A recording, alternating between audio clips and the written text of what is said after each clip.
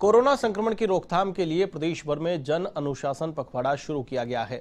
देर रात गृह विभाग की ओर से जन अनुशासन पखवाड़े के लिए गाइडलाइन जारी कर दी गई, जिसके तहत कर्फ्यू की पूरी तरह पाबंदियां लगाई गई हैं। लेकिन राजधानी जयपुर में इस गाइडलाइन का कोई असर देखने को नहीं मिला।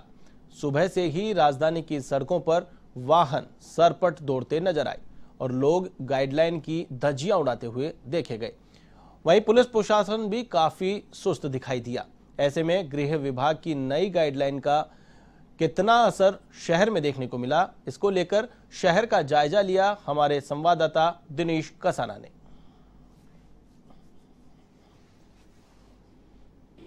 दूसरी लहर में कोरोना संक्रमण की चेन को तोड़ने के लिए राज्य सरकार ने 15 दिन का जन अनुशासन पखवाड़ा का निर्णय लिया है और इसी के तहत जिस तरह की पाबंदियां कर्फ्यू के दौरान लगाई गई, वीकेंड कर्फ्यू के दौरान, उसी तरह की पाबंदियां इस पखवाड़े के दौरान भी लगाई गई हैं। लेकिन जिस तरह का असर आज सुबह से देखा जा रहा है, सड़कों पर बड़ी संख्या में वाहन घरों से निकल रहे हैं। हालांकि कई प्रकार की अनुमतियां सरकार की ओर से दी गई हैं। इस दौरान बाजारों को पूरी तरह से बंद रखा गया है, लेकिन किराने की दुकानें, खाद्य सामग्री की दुकानें, इसके साथ ही रेस्टोरेंट और बहुत सारे जिनको अनुमति दी गई है, लेकिन सड़कों पर पूरी तरह से आज सुबह से ही लोगों की आवाजाही और बड़ी संख्या में जो सार्वजनिक परिवहन सेवा है उसको भी चालू रखा गया है।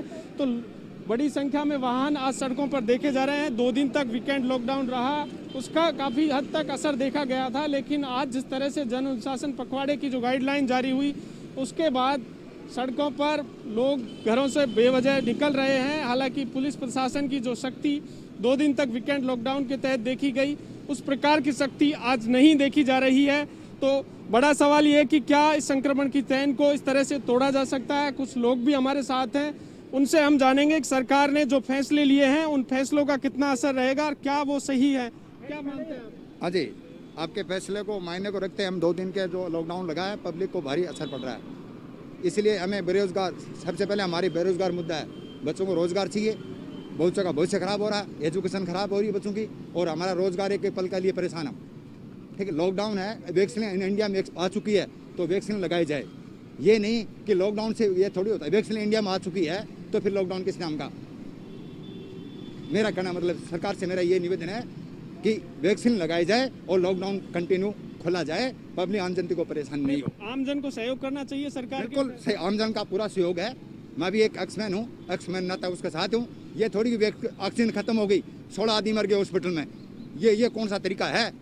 ये कौन सा हॉस्पिटल का कौन सा तरीका है? वैक्सीन आ गई और ऑक्सीजन लगी, खत्म हो गई, वो मर गई। बिल्कुल आम जन में इस बात को लेकर गुस्सा है, लेकिन सरकार इस बात को समझती है कि लोगों की आजीविका को भी बचाया जाए, लेकिन आजीविका से पहले जरूरी है कि लोगों के जीवन को बचाया जाए। हम लोग कर रहे सहयोग, मतलब गरीब आदमी तो मर रहा है। सरकार और डॉक्टर यूँ बोल रहा है, सरकार डॉक्टर बोल रहे हैं कि लॉकडाउन लगाओ तो खाने के लिए दे देंगे। ये लोग कुछ भी नहीं मिलता हमें। पिछले लॉकडाउन में ना 60,000 रुपए कर्जा मेरे पे, मेरे सरकार ने, ये पड़ोसी ने, किसी ने दिया क्या हमें?